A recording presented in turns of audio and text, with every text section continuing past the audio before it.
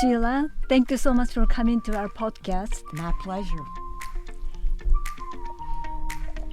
I'm happy to be here. Ms. Sheila Massey is the president and founder of the nonprofit organization Cats. That's right. Hardhatcats. Catchy tune. I love it. Yes, people tend to love that title. Yes. And I love the picture of the Instagram. The cat has a hard hat over him, ready to work. Exactly. Ready? Yeah. He's just ready for anything. That's right. We call them working cats. Yes. She has this ingenious idea about feral cats getting employment. That's it, exactly. Working hard. I'm a cat employment agent. Yes. Yeah, I was listening to the podcast on I think the cat community. Oh, the community. Yeah, you were there in 2016, and I think 2023 or something like that. Yeah, wonderful, Debbie. Boy, you're really on the case. Because I was interesting. How do you do the placement of the cats? And that's like a whole process. It is a process. Yes. It's not the least bit willy-nilly. It's not sentimental, like, oh, I'm a cat lady, I love cats. It's a whole process, and it's very data-driven. And I have written operating instructions because these cats, as you mentioned, they're feral cats. Yes. They're not lap cats, they're not people cats, they're not snuggly. These cats tend to avoid people. They want to do their own thing, live independently. And here we're going to place them into a business like manufacturing, like a brewery. So you really have to have the written operating instructions about cat care and cat behavior so that everybody knows how to handle the cats. I started to read the operation manual, 19 pages. I said, this is so... It was easier to listen to it on the podcast. You know, everybody calls me with questions anyway. You know, I say, here are the operating instructions, and then if they have a problem, they call me or email me. I do like your website. It was I didn't go into the PDFs on, how to do this or how to do that. It's very user-friendly. Okay, click on this. I need that information for different things very you have organized. to do. Debbie. Yeah. Very user-friendly. Oh, no, we have to... We had to know a little about you. It was very interesting. And Never met anybody honored to have you. I'm impressed. Yeah, we had to do our little research on you. Okay. And you have a computer background. Well, I do actually. I studied mathematics in college, and that was when computers were just coming on board. So for the first 10, 15 years of my career life, I was doing computers, programming, and software technical support. And what was your last job?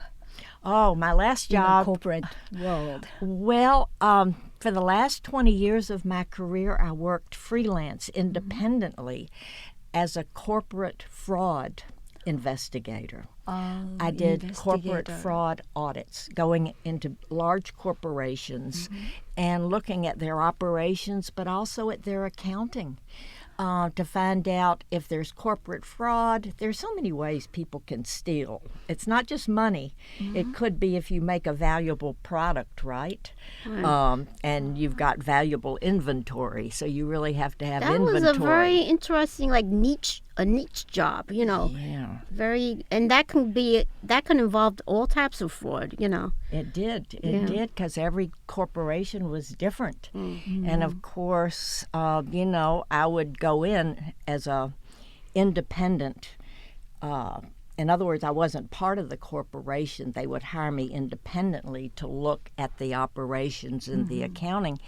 And, you have to learn, hey, how does this corporation work? What's vital for this corporation to survive? What do they really have to control and get right to survive? And, where can they really mess up? And what are the loopholes where somebody could be stealing? So you're really kind of doing an overall corporate health detective review. Sherlock Holmes. It is a detective kind of work, actually. And you look like, not suspicious looking. You are so friendly, I kind, am. gentle lady. I am, and people just open up to me, and I love. You look so trustworthy. Yes. I am trustworthy. You're trustworthy and have that look like I will listen to your problems. Tell me everything. Yeah, even for And- feral cats. Yeah. They did, and people would open up to me. The workers, you'd have to sit with different workers to ask them about what they're doing, how it works, etc. People would open up to me, and I think I really am trustworthy in the extent that if there was a problem, it usually was a problem with management.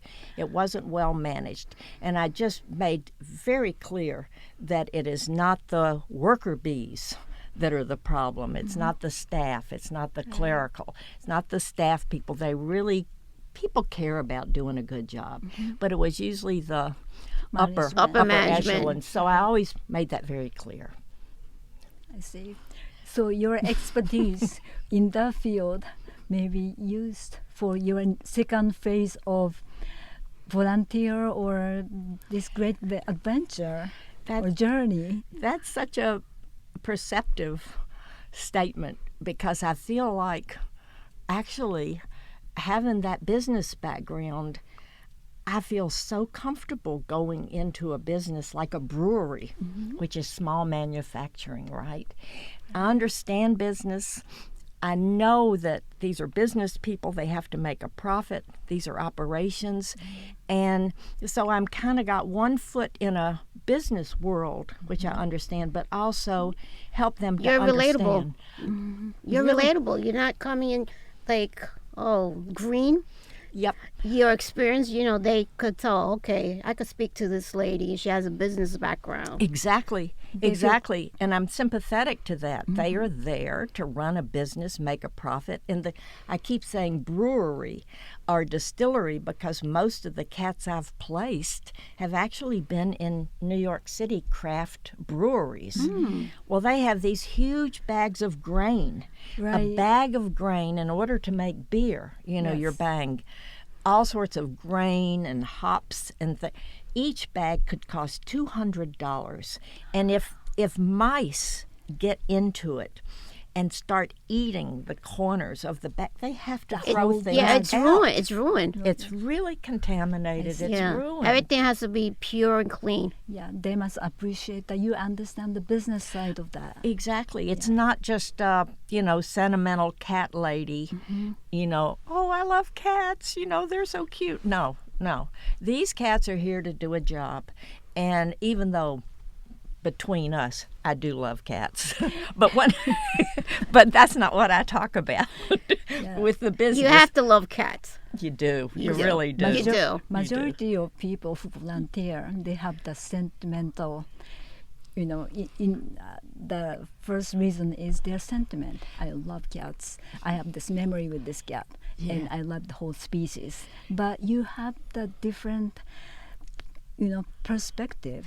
But just in terms of, I can love cats, but I also know how cats play a special role in nature.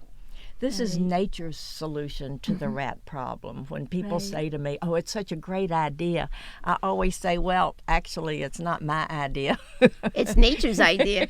It's nature's idea. But nobody used that. Nature's idea that's been around for 4,000 years. But nobody used that. Well, You the did. old Egyptians did. They worshiped the cats because in Egypt on the Nile River, they grew grain. Everything was grain. They're big storage facilities for grain, and that's how they came to worship cats, because the cats did protect the grain. So that is the aspect of cats that I present to a business, that these cats are feral. They are not into people. They don't want to snuggle, so they're not going to bother your employees during the day. If you have customers that come into the tap room to drink a beer, the cats are not going to seek attention because they really don't want anything to do with people. But when you go away, Now the cats get to live there, like at night. You shut the door, turn off the lights. Then the cats roam around. They prowl. They like to look at things. They check into everything. They mark their turf. They leave their scent. I said, this is the way they do their job. And the rats, the mice, they leave. You will not see a lot of dead mice or rats, because rats are not stupid. They leave. They leave. Female rodents will not nest if the predator lives there. And the thing is, when a brewery, for example, brings in a cat, they adopt the cats. They adopt the cats. The cats live there. They have a contract with me. They assign an adoption contract about how they have to take care of the cats. And so the cats are comfortable, they're fed, they have their litter boxes, they live there. And the rats get the memo. Right. They get the Exit, memo. please. And they're out of there like, hey, we're out of here. Right. Goodbye. And They go down to the neighbors. And those cats are happy to be not bothered. Because Exactly. they are indifferent. You are absolutely right.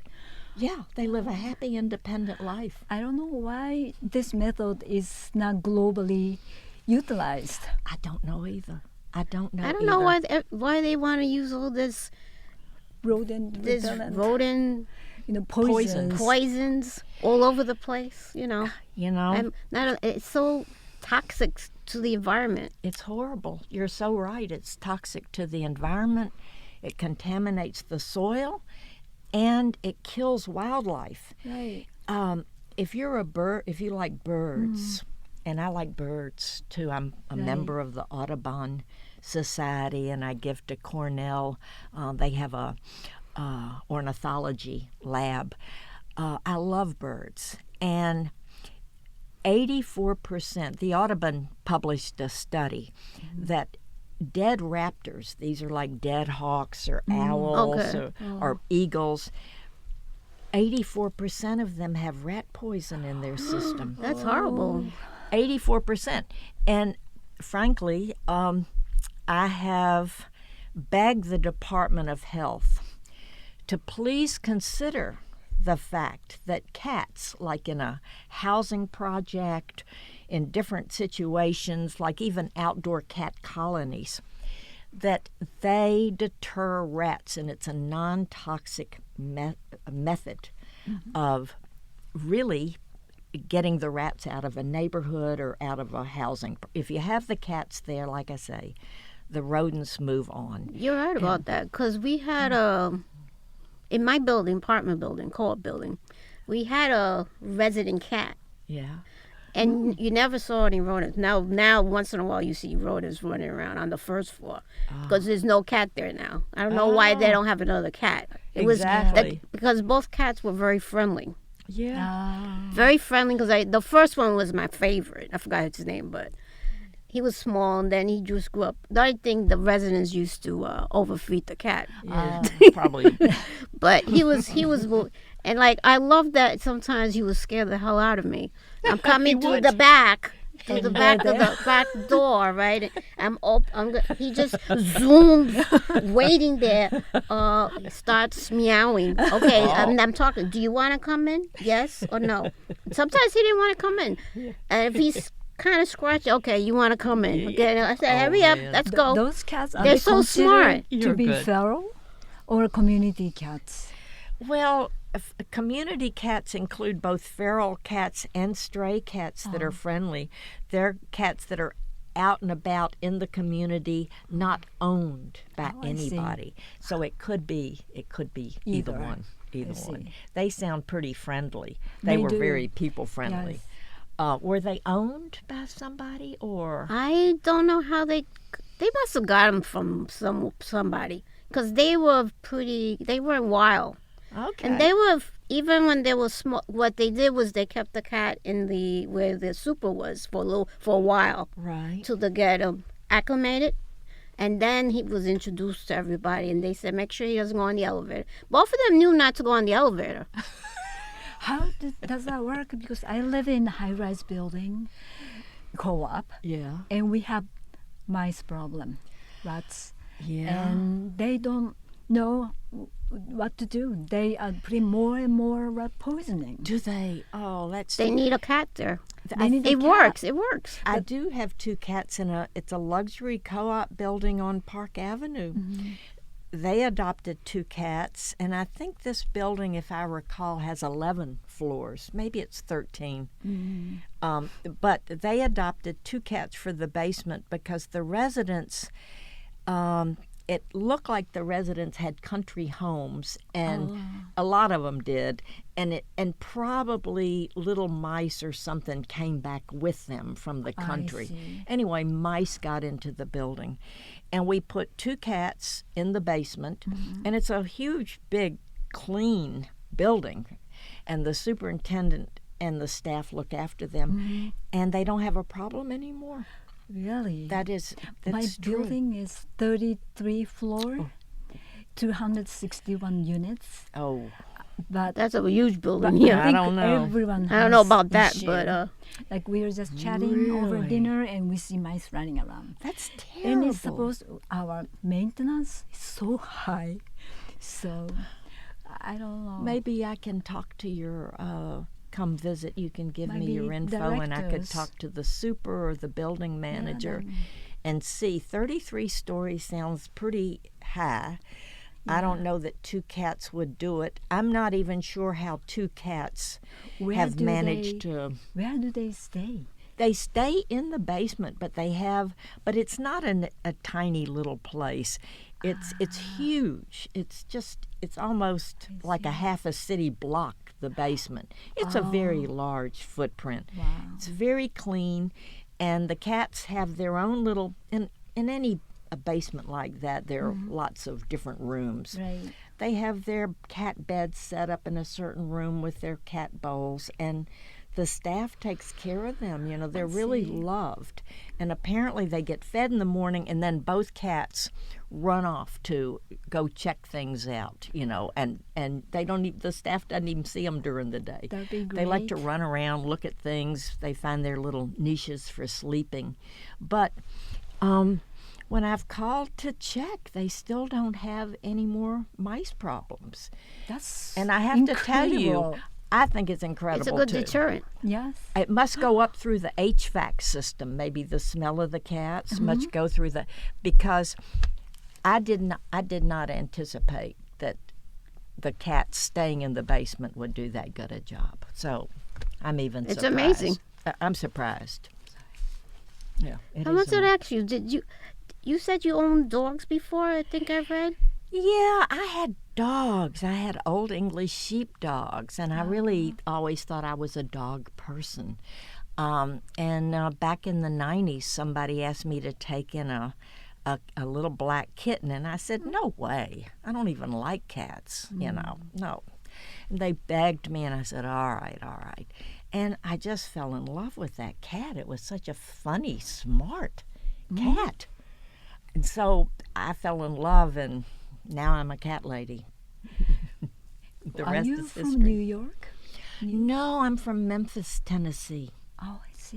Yeah, in the South. Oh, okay. Yeah. Yeah. Can you tell us a bit about your childhood? How you were raised like that? I guess I was born.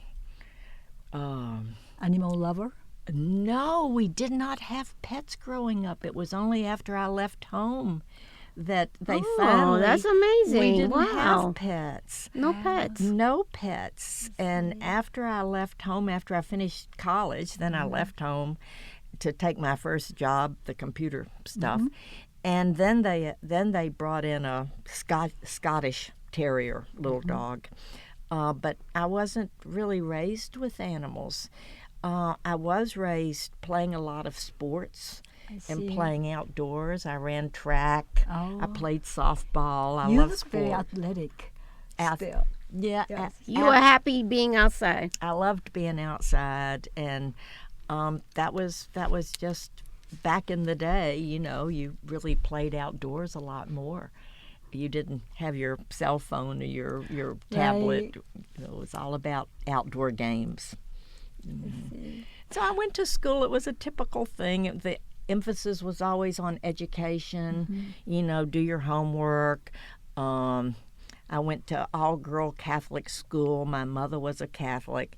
And so the nuns were very strict with me. And back then you really had to obey authority. Yes, sir, no, sir, really toe the line.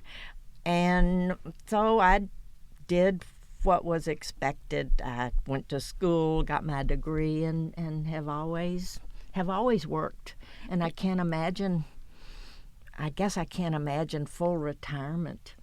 Right. You also do painting. I do. I started when I retired from the corporate fraud investigation. I went to the Art Students League in Manhattan. Nice. And I've always enjoyed doing life drawing, kind of sketching as a hobby. So I took an oil painting course to do portrait painting. And I really love that. I saw some painting of cats from this brewery, and I was wondering, is that from you? No. I know which brewery. That's Torch and Yes, Crown yes. in the Bronx. And they have 3 cats, and those cats are adored. In fact, they were featured on NBC, Okay. Today yes, Show. Yes. Yes. Oh, you saw that? Okay. We saw Yes, that. they NBC did a nice piece on hardhatcats, and they Yes. featured those 3 cats at Torch and Crown Nice. in the Bronx. And Victoria. Elizabeth, who's King Elizabeth. Okay. He was. They came from a hoarding situation, all 3 cats, and a lot of times hoarders tend to misgender the cats. The hoarder has 40, 50 cats, doesn't know what the gender is. So this cat was called Elizabeth, but it was a male. Oh, so it was that's a male. like King. It was and he is so loved at this brewery that they named a beer after him. Right. And his face was on the beer can. King Elizabeth, it's true. His face is on the beer can. He's quite a celebrity, Does he have a webpage? No, Probably but he soon. probably will. He probably will. He probably will. Be on Instagram. It's true. The NBC interviewer, she tasted the beer. She liked it. She did. I thought they did a really good job because they Yes. showed, I take the cats from the animal shelter. That's where I get the cats, because these are the cats that are not adoptable, or not very adoptable, because They're not lap cats. because they're not lap cats. People want a family-friendly cat. And Yeah. people have kids and they want a snuggly Cuddle, cat. right. So here are these feral cats that they don't like people and they hiss. and- They're independent. so they're independent. So they make the perfect employee. So that's when somebody contacts me and wants to adopt. The first thing I do is go to the building. It could be the luxury building, to check right? the Could be a property. brewery, a hotel. There's a big box store in Washington Heights that has Noodles the cat.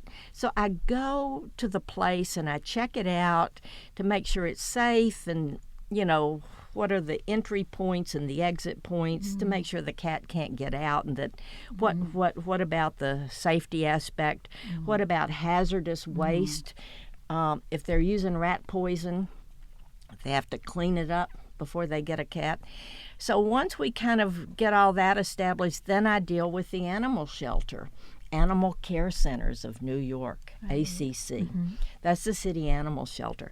And they have a great staff there. They have new Queens location. That's right. Yeah. It's beautiful. I It's saw that. really They're beautiful. looking for volunteers too. Are they? Are you thinking about it? I'm kind of interested. Yeah, it's a beautiful facility. In fact, the last 2 cats that I put in a brewery just 2 weeks ago, they came from the Queens. Oh, nice. They came from Queens. So the first step is really somebody contacts me, wants to adopt, they fill in an application, I check out their facility. Like I say, this is really data-driven. And then I contact ACC, my contacts there, and say, okay, these are the kind of cats we need for this. And then what I do is they'll send me, ACC does such a great job because they do a full medical workup. The cats are spayed, neutered, they're vaccinated, they're ready to go. They're ready to go. They're treated for parasites like fleas and worms automatically. They don't even... Right. Toxoplasma, that's what's the disease that cat feces carry? But that's something different. Well, there's a lot of diseases like Giardia, that the feces carries Giardia. Oh, you're talking about toxoplasmosis. That's the one, yeah. You know, that is a very interesting point, Yuko, because when I first started working with cats, it was working with outdoor cats. I did Trap-Neuter-Return of outdoor cats.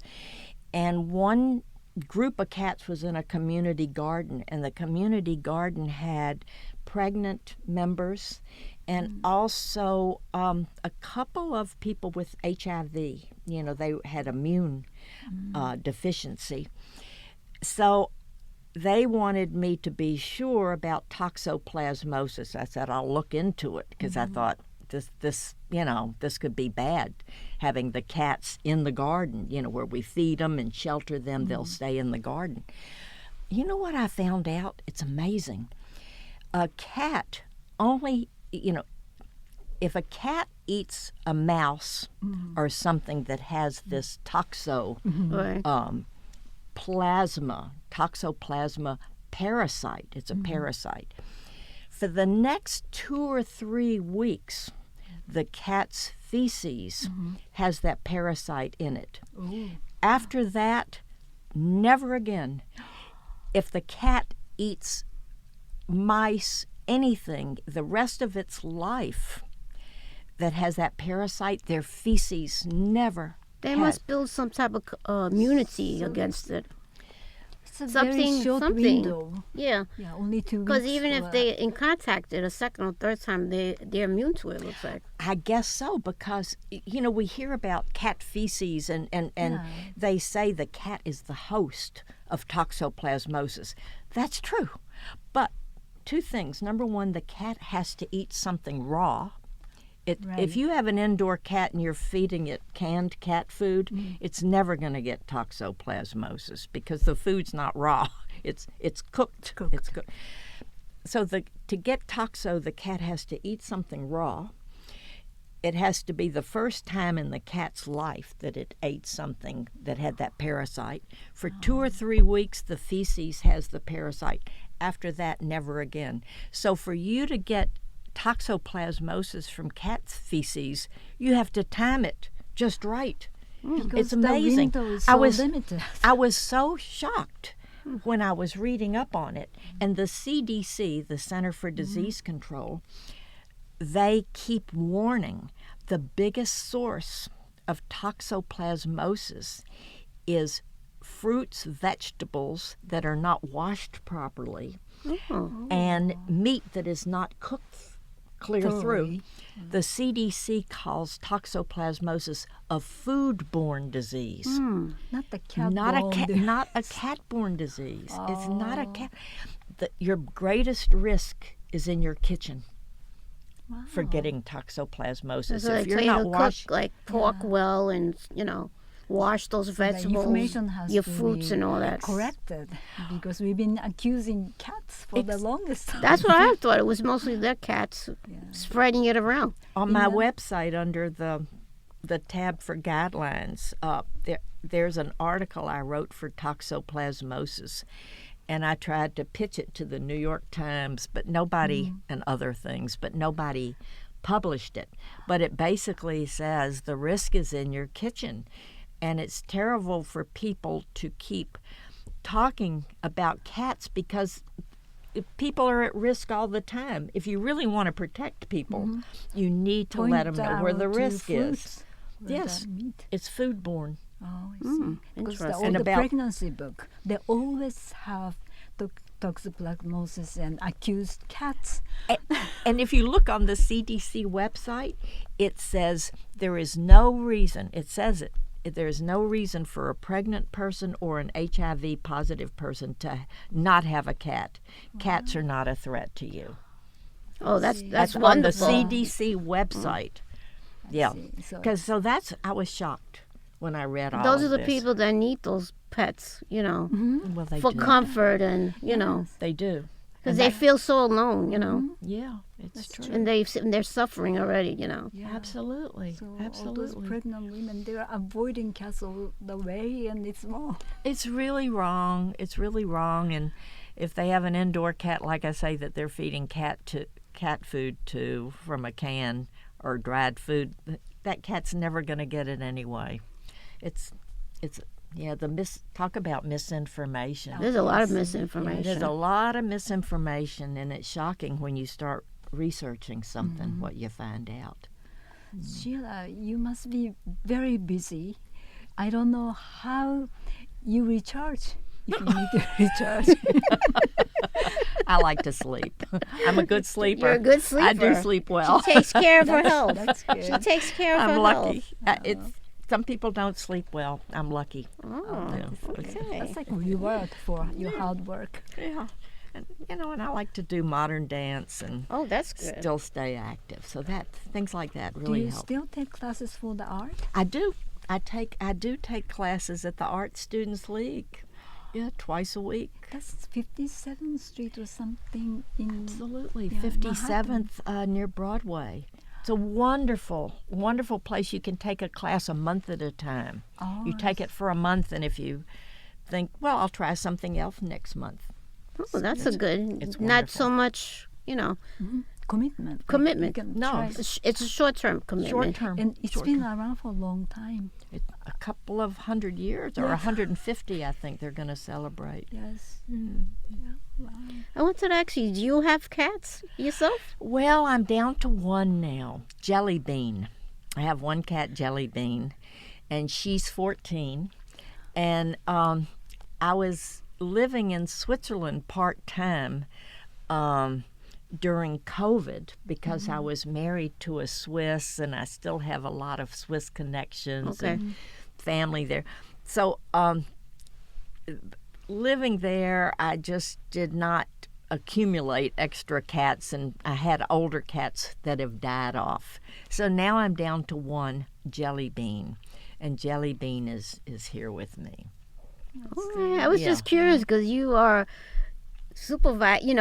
giving away cat. I wonder if you own a cat, but now I see you Yeah, do. I own a cat, and I'm taking care of a sick cat for a rescue Yeah, you organization. mentioned that. She's has a mouth tumor, so her health though is perking up. She's doing real well. So She's in perfect hands with you. yeah, well, In yeah. cats, like 14-year-old is in equivalent to how old in human? Well, I guess it's not 7 years anymore. I think it's more like 5 years. So, Like maybe it's more 70. like 70 years old, I see. So, How long do the cats stay in the business? Where you place them? well, I started doing this in 2020. Okay. So far the cats are still there. Part of the operating guidelines say, look, you have healthy cats coming out of the shelter. You're not going to be able to pick these cats up and take the cat to the vet if it gets unhealthy. So you better keep it healthy, feed it well. So I give guidelines on how to take care of the cats Okay. and what to do, etc. So the cats they're really thriving. They do It's great. nice. That's wonderful. I'm impressed at the cats, actually, how guess- they adapt. They Are the cats having families or? Oh, no, they're neutered. Oh, they're neutered. Okay, I No, was going to before ask they you that. come Yeah, out I was of going to the- ask you that. Yeah. Yeah, coming out of the shelter, by law, the shelter never releases a cat without out neutering. without spaying or neutering. Right. Okay. So they're neutered, vaccinated, and microchipped. Oh, microchip, very good. Yeah, the works. I rescued a feral cat in Japan. Did you? Like 5 years ago, 4 or 5 years ago, and because he was injured and his right face was half scratched to the bear, so I couldn't bear to just leave him alone. I was thinking it's a girl, so I trapped him and brought it to a vet.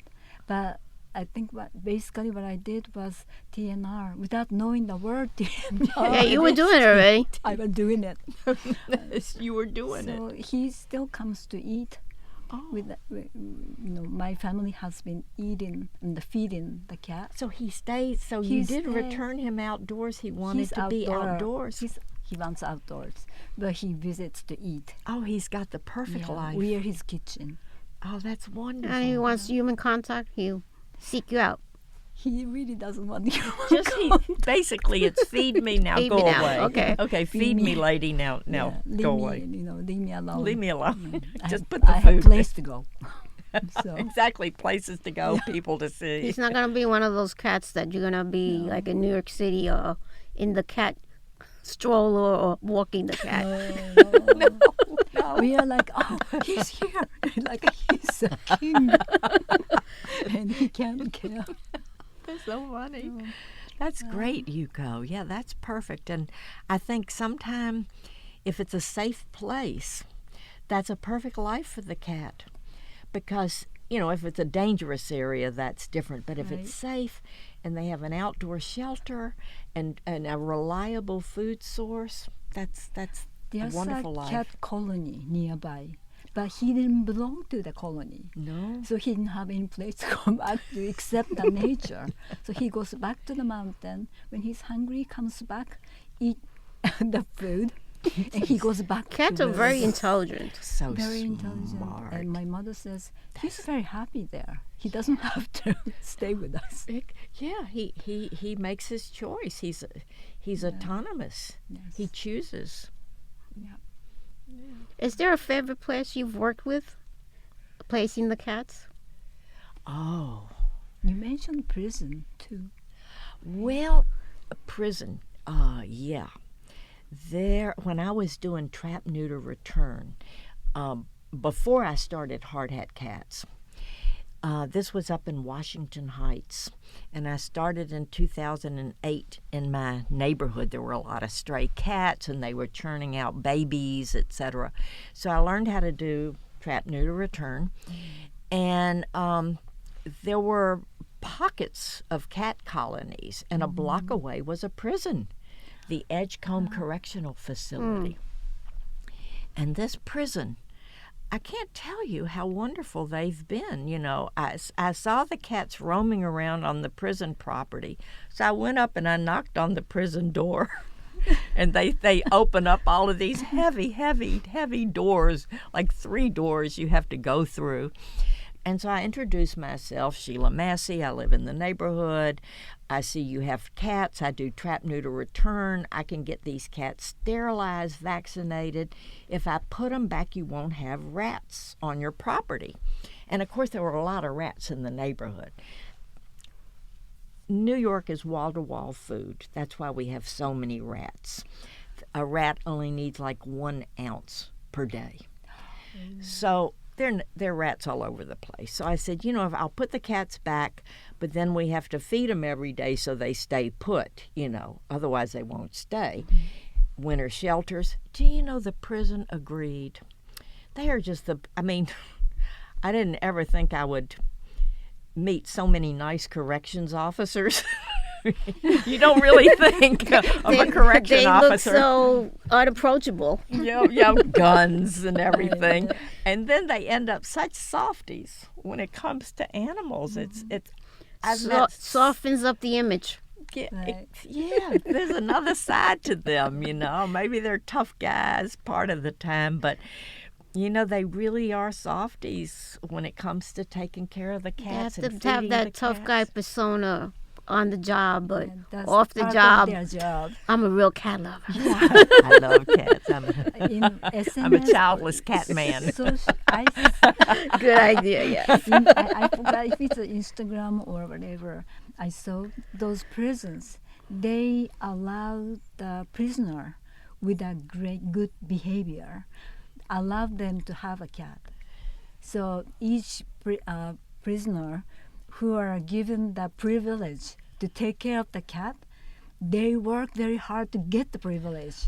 So I was Where wondering, was where that, was this Yuko? prison? I'd love to know about I that. have to go back and check. Would because- you? I Yes. would be very I interested. think they do that in the prisons in certain, with to have a pet.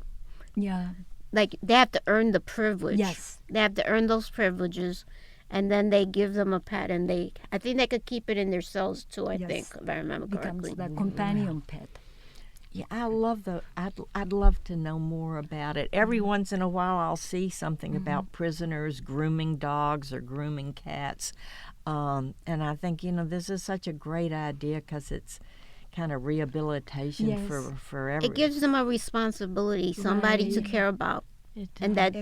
that they know they have somebody depending on them to take care of them. This Yes. little cat.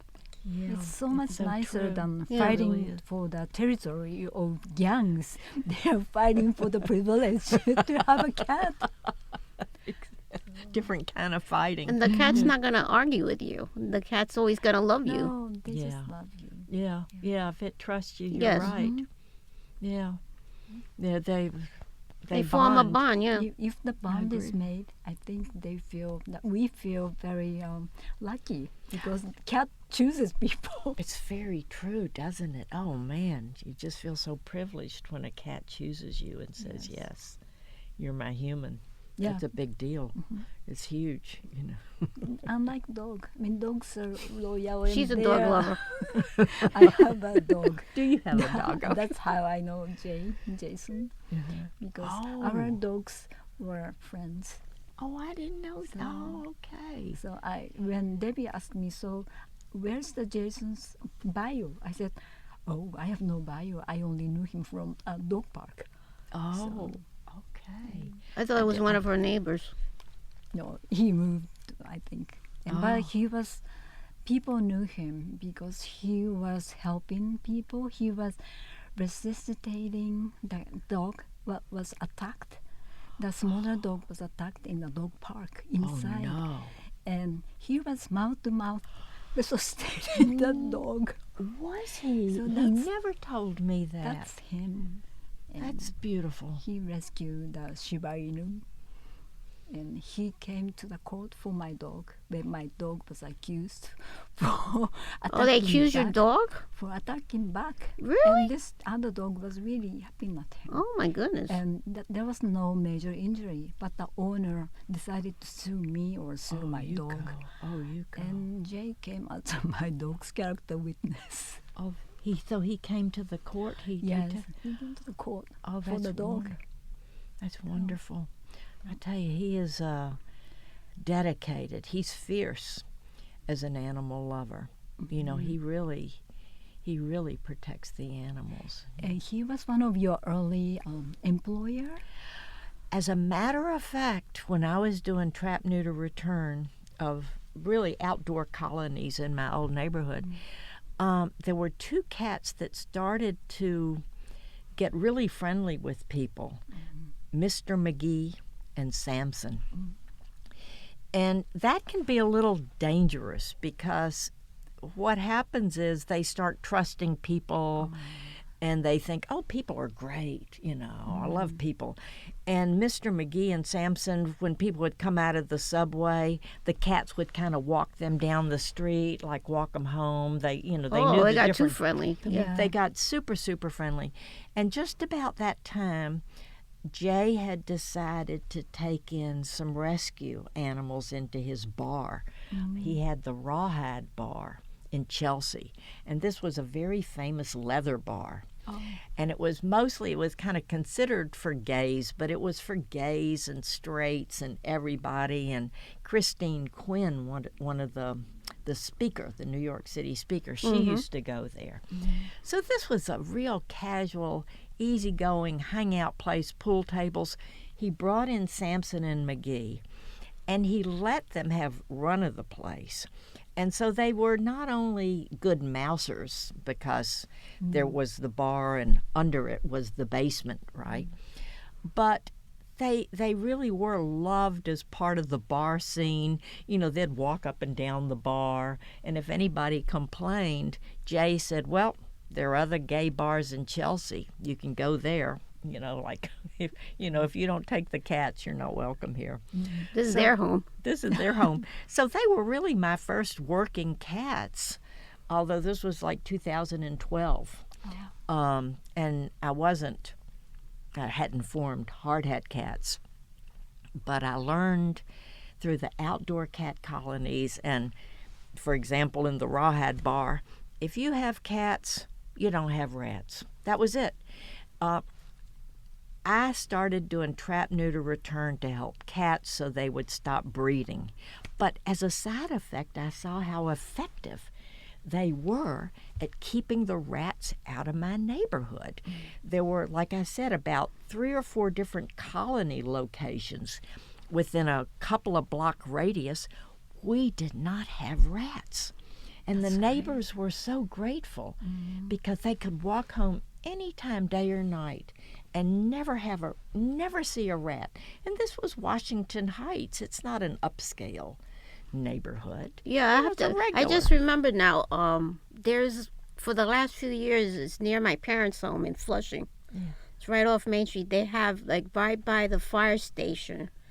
There's the Long Island Railroad, and they have, I don't know, they just have the cats.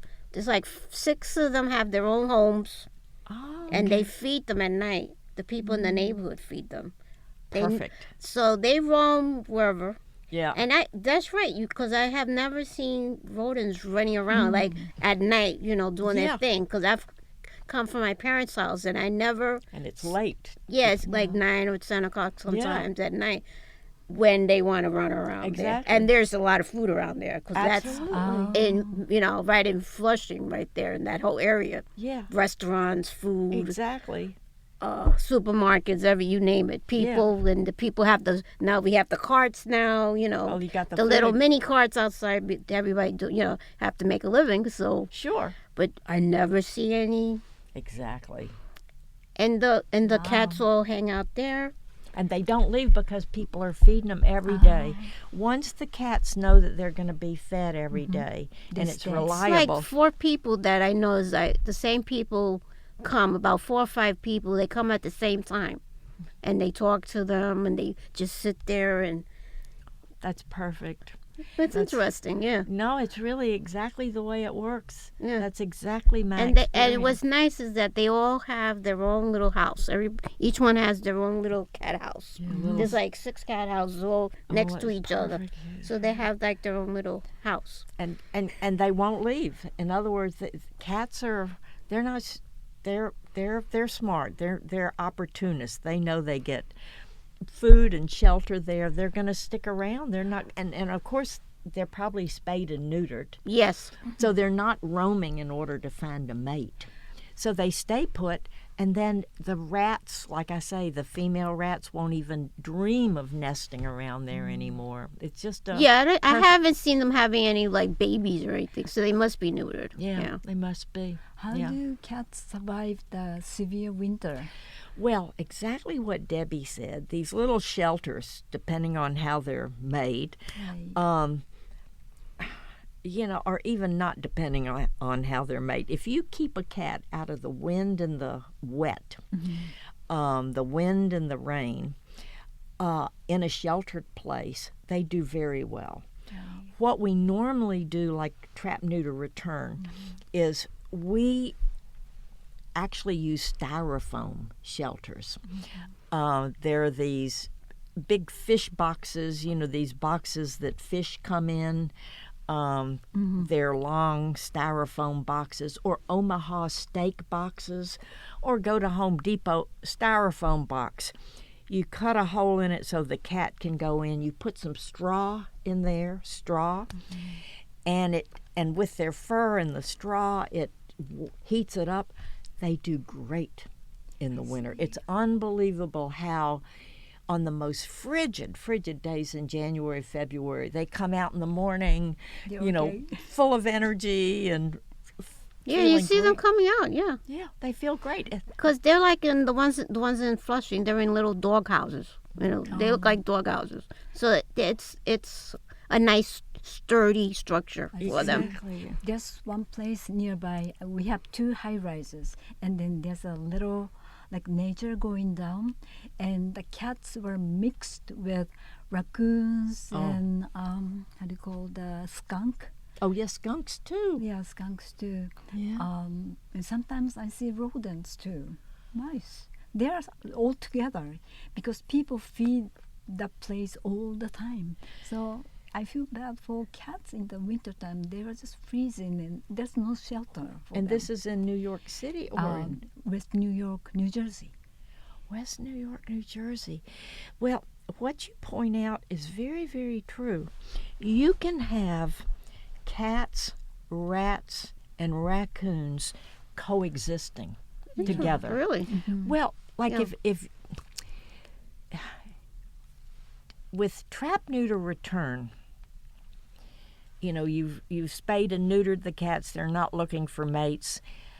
You then, once you return them, you set up the responsibility to feed them every day and shelter them.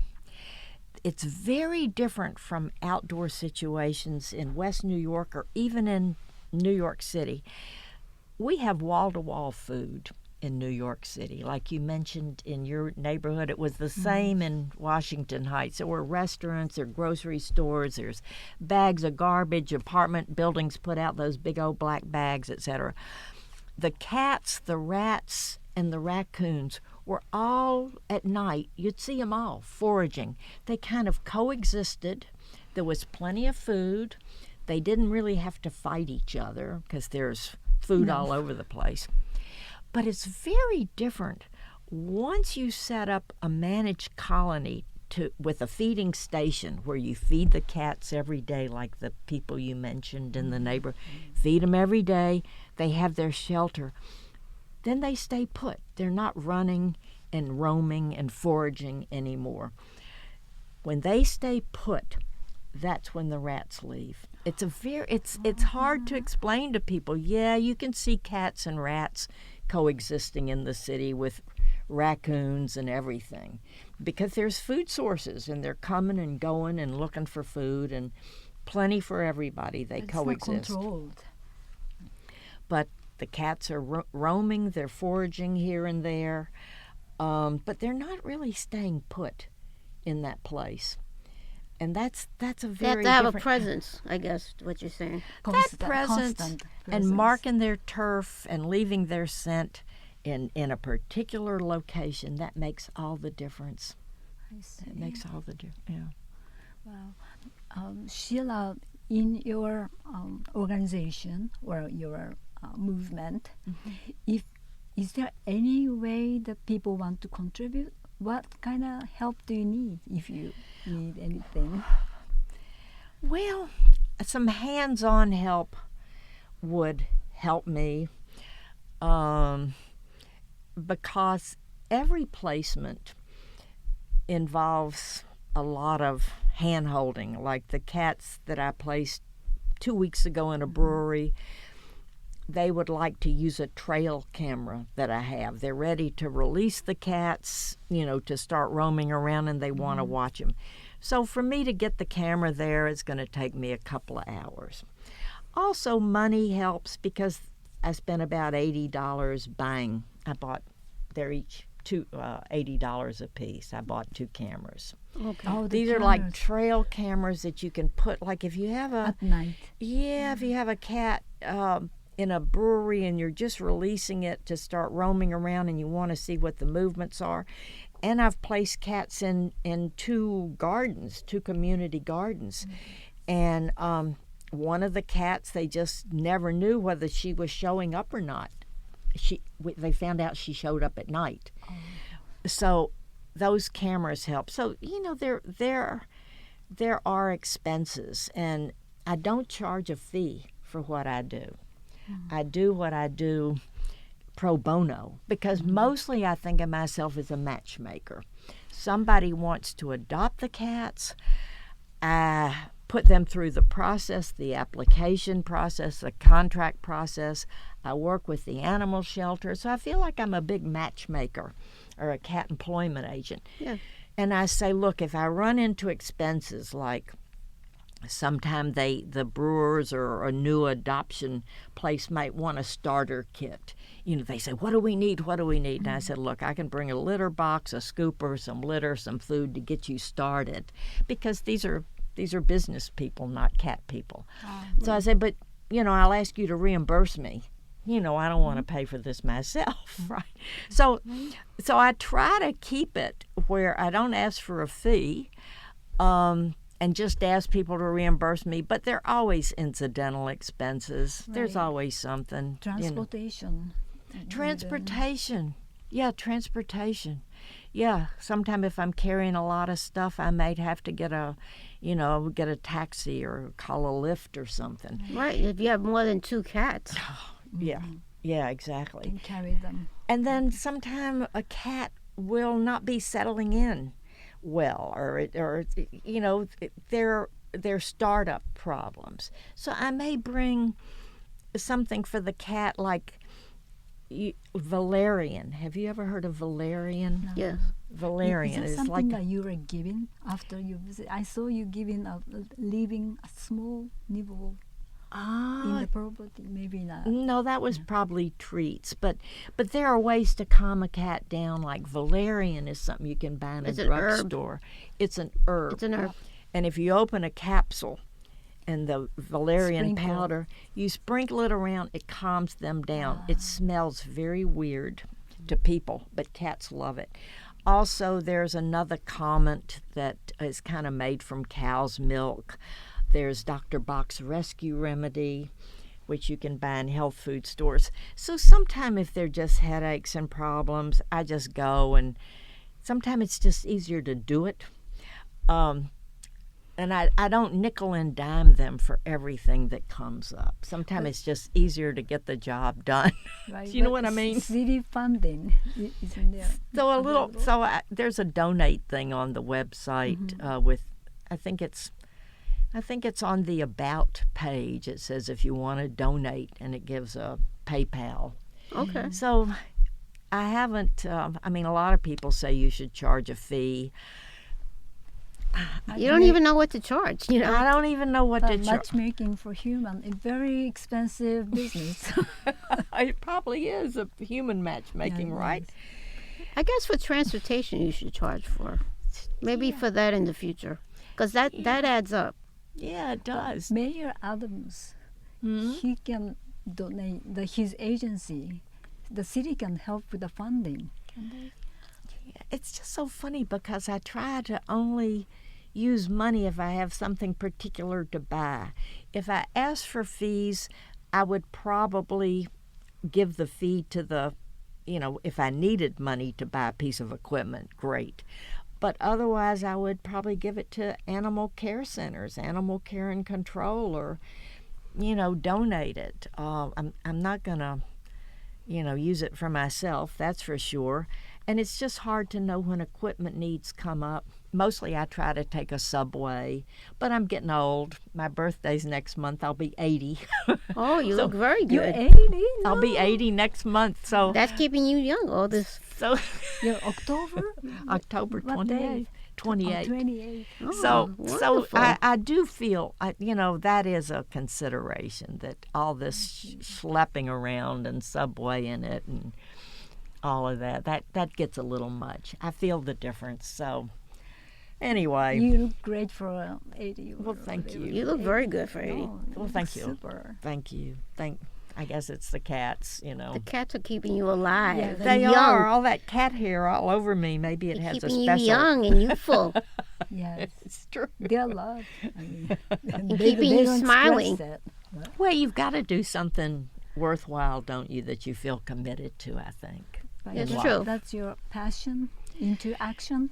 Yeah, it seems like it is my passion. It's not what I would have expected, but it seems like a calling, like a mission. Wonderful.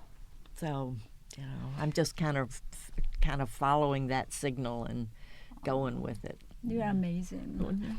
Sheila, thank you so much for coming to the studio. Thank you, Pleasure. Sheila. You're so much fun to We talk need to hear with. more from you. We need more people like you. Oh, Yes. well, just encourage people to to engage, do something they feel is necessary, be part of their community, they'll feel better for it. You know, This contribute. podcast that we have is Aging with Grace and Purpose, and you are the ideal guest. Oh, she's definitely aging with purpose with those cats. Those cats are happy to have her in their lives. Yeah. Well, we'll see if I get a Mother's Day card or a gratitude card from the cats. I'll let you know. Okay, They're definitely. sending love.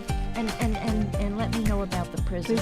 Let me know about that, and if you want me to visit your building, I'll do great, it. thank Sure, you. why not? Thank Okay, you so guys. Okay, So thank nice you. meeting you. Thank Nice you very meeting you. much. You're fun. You're fun to talk Thank to. you. I thought you.